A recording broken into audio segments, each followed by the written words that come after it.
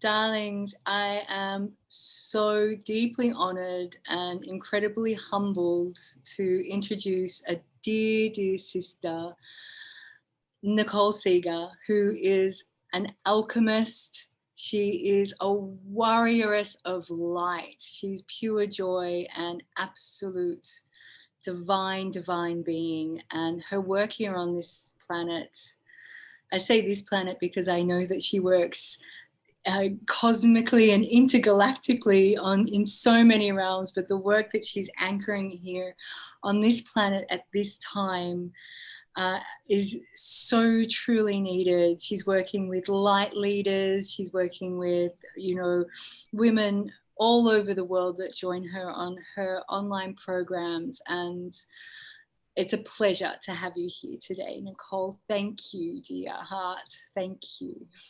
Thank you. Thank you for having me. I want to share some cacao soon. Oh, yes.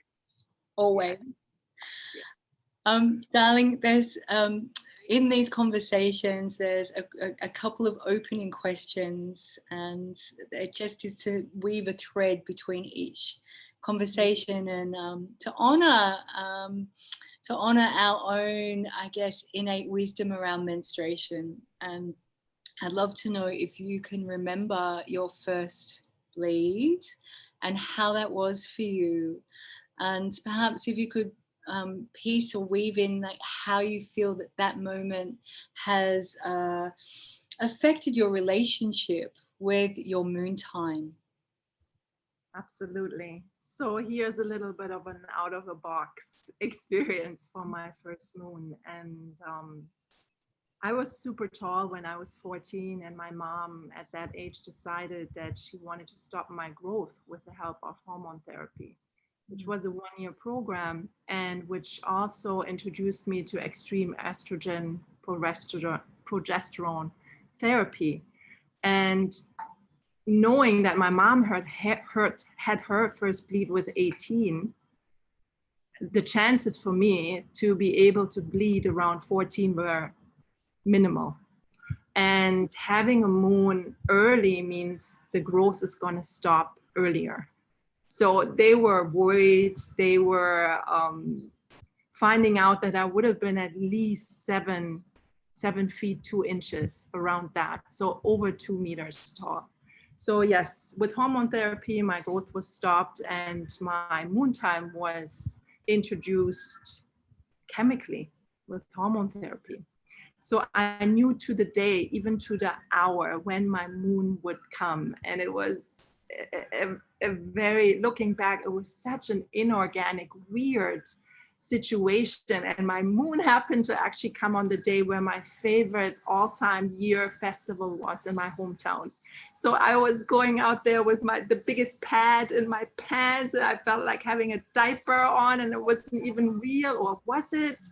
It was like this, what is this even? So, to say the least, that the introduction to this time was a bit odd and a bit inorganic, but later on, growing into it, there was a pride, a sensation, and notion of, wow, I'm growing up, I'm maturing, I'm becoming woman, I'm becoming this bigger picture of me, I guess. And yeah, so it's even there was alchemy. It was alchemizing that opening to this rites of passage and making the best out of it later, which also weaves into the work I do now. So it's a perfect present in an interesting packaging, Yeah.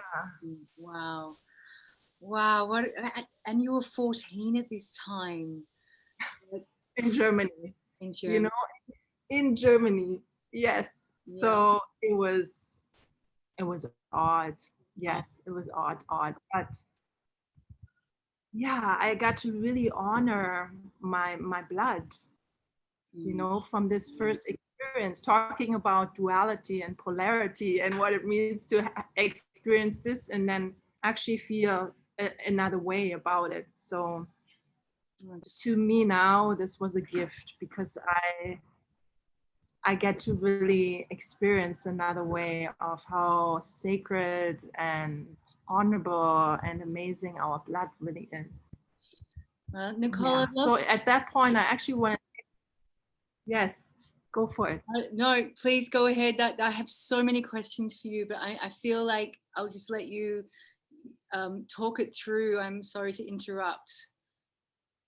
I just wanted to say thank you to you for doing this work. This is so important.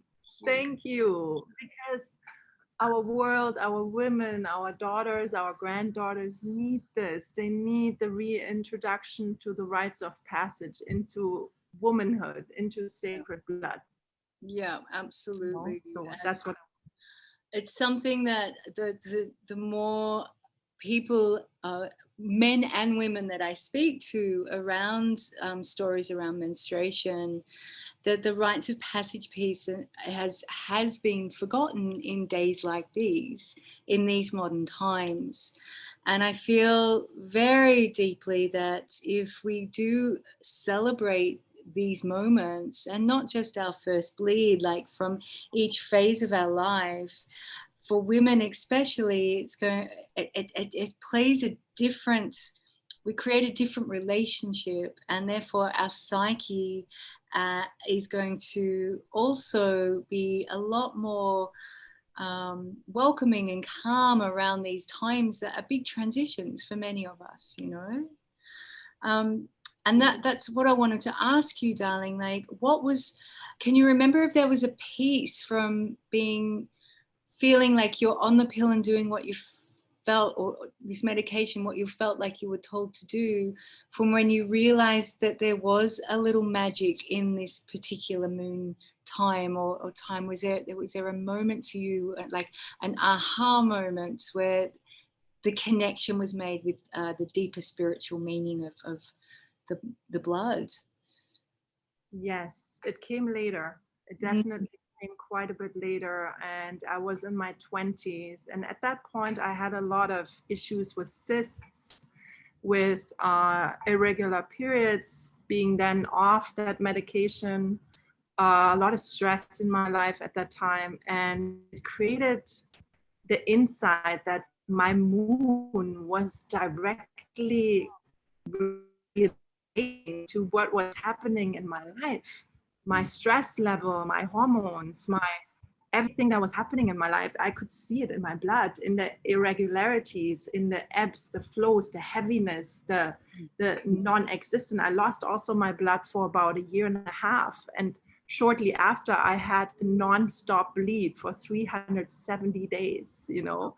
So I literally went like through all the initiations when it came to bleeding, but it just taught me that this was sacred, that this needed to be honored in order to come in unison with me, my spirit, my body, my soul, my path, how I feel about myself, the world, you know, my mother, relationships, all of it. So I find it fascinating, you know, fascinating. Yeah. Darling, that leads me into asking you if you would be okay to share. You're a mother of two really beautiful children, and you're also doing work with many families with your parenting programs. I'd love to open up the conversation and hear a little how you've introduced your beautiful daughter to this sacred time, and also the conversations that you may have with your husband and your son around menstrual wisdom. Absolutely. So yeah, I have an 8-year-old daughter and an 11-year-old son. And these conversations really first started with my husband. Been together 20 years. And he got really curious. Especially when we were dating. He noticed that at certain times I was different. I needed seclusion. I needed this temple time, this inner tent time. And he got really curious and also very supportive. Very early on in our relationship, he brought me soup, he rented movies. You know, this is still the time of Blockbuster. I mean, we're going back 20 years. So, and just really honored me. And it was an amazing time. He let me rest and put my feet up, and he asked a lot of questions, and I think that was the magic, is the curiosity. Like, how does it feel? What happens in your body? How do you feel in your soul? Is there changes? Let me know how to support you. So I feel honored and blessed. But at that time, I also noticed how much shame was still in there,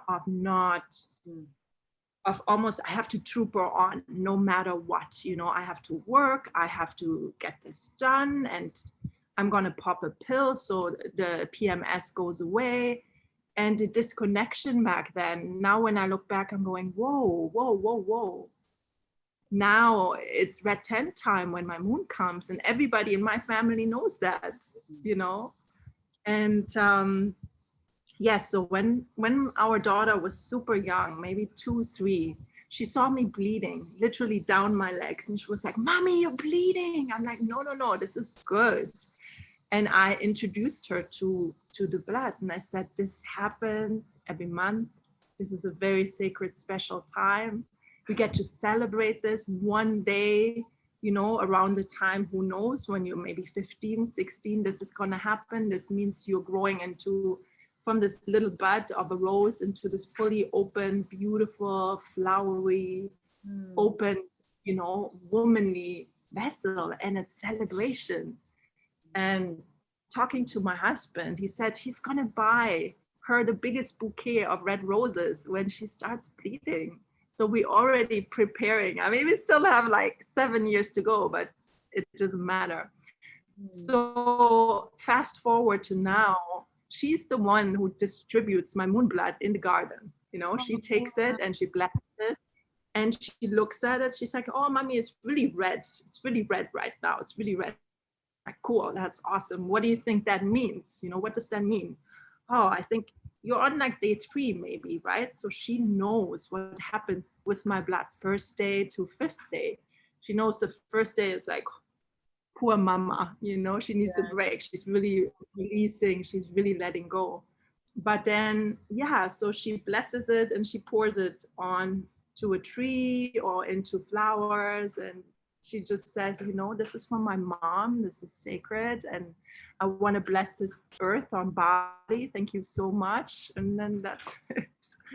Yeah. And I think the biggest thing is the openness and not hiding anything, and being open. So I have my moon is coming in about 2 days, just so you know, I know there's going to be a lot of letting go in this cycle for me. I've been through a lot this last cycle, so I just want to let you know, okay, so 2 days, okay, so that's Thursday, okay, cool. So they know, you know, there's no hiding, there's no pretentiousness, no secret keeping, no shame, no guilt.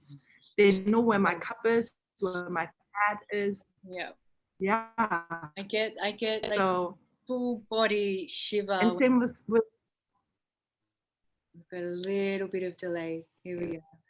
I get this full body like shiver when you say about the no shame, and I'm blessed to know you guys, and I love and really truly admire how open you are as a family. And I've seen firsthand like how you share, and how Robin, your husband of 20 years, which is, I celebrate you guys in that, that's amazing. But how Robin is also with your son around this time. And that to me is like such a beautiful piece, like that I feel is a real way for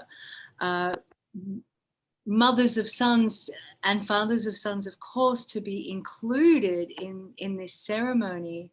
I've read studies that when a woman is menstruating, her whole house goes through a change. Her whole house will be, you know, also going through a moon time in their own particular unique way. So yeah, would you mind to please share about how you are and how the conversations flow with Robin and your beautiful son. So that's interesting that you touched on that, because I can see the change in my house. And they're actually mirroring back to me what I'm about to go through or what I'm already going through. So if it's sadness, grief, you know, I can see it in my kids. I can see it in Robin. I'm like, wow, that's how I feel. Yeah, I feel super sad for the collective, for our, you know, our Earth Mother, for this bigger representation of the bleeding of the Earth, of the Mother, is such a big theme for us in our family. So for Robin, it's really important to have one-on-one time with Raphael regularly, and they do manly things. He knows that he has many aspects within his own self. He has his masculine, he has his feminine side, but he also already has that inner child, and he has that wise one. He knows that. So he knows, like, wow, this is a bully. I feel really like I'm bullying myself. And there comes in the conversations from Robin already going, listen, it's okay. You have all these aspects. You have all these pieces that want to be unified. And I believe in the rites of passage for boys growing into men. But in our home, it's also almost a weekly rites of passage, because they're changing all the time. Wow. They're growing, they're expanding, they're curious, their body changes, their voice changes, their dreams, their expectations, everything changes, you know. So I hear them having conversations about me and Aviana, about how he feels in the world, what's alive, how he feels and what he needs. That's the biggest conversation. How do you feel and what do you need?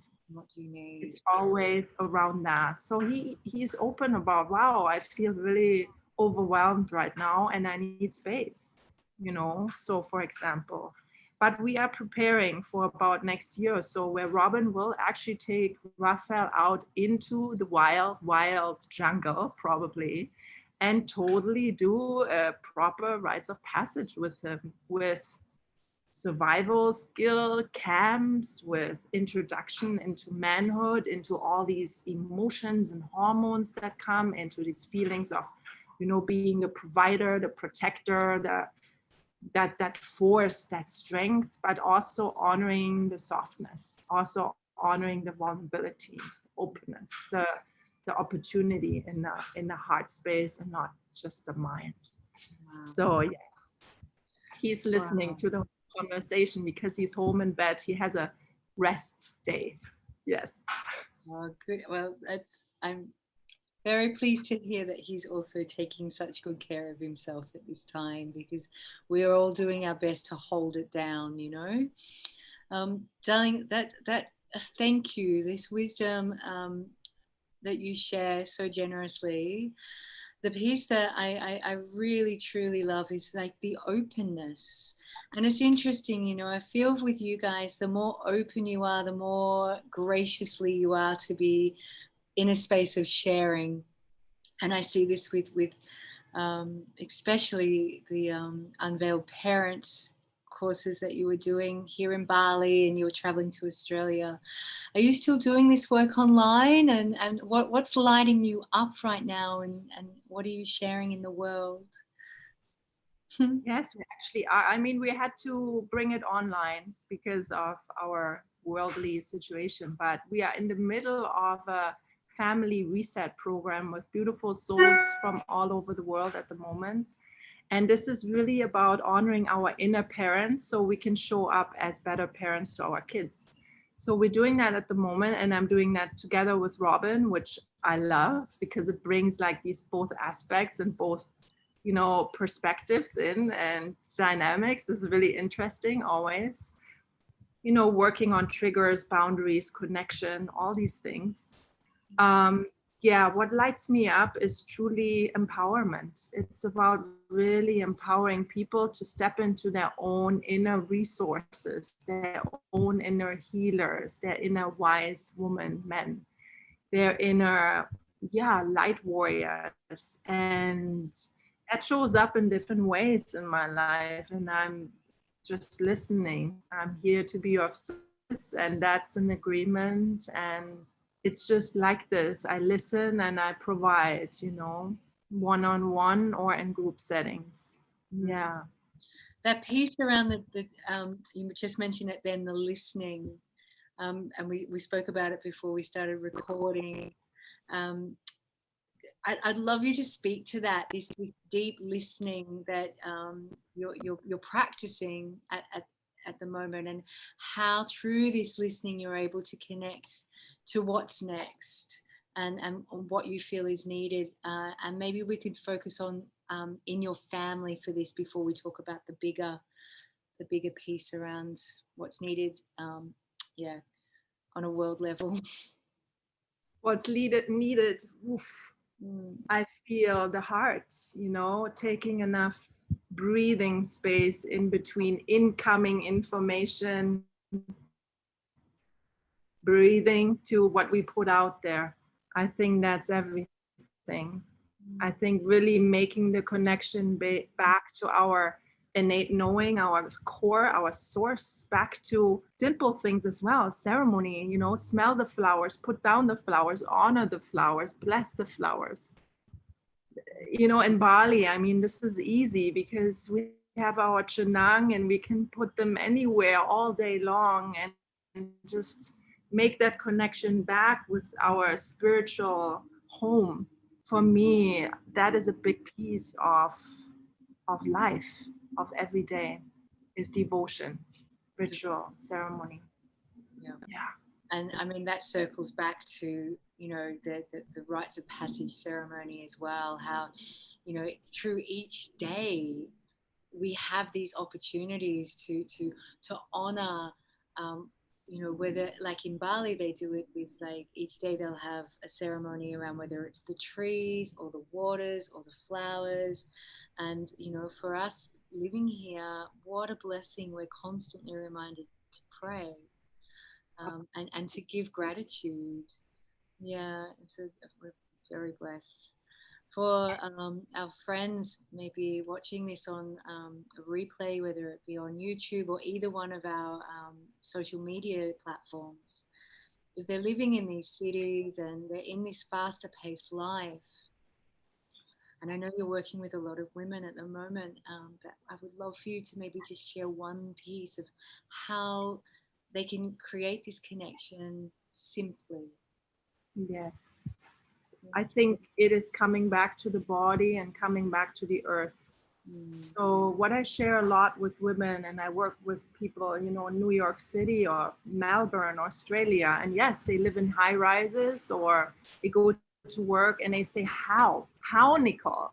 And I say, go back to basics, go back to nature, put your bare feet on the ground, shake, these embodiment practices, use your voice to release any emotions that have been held for so long, that need excavating and just ejection, basically.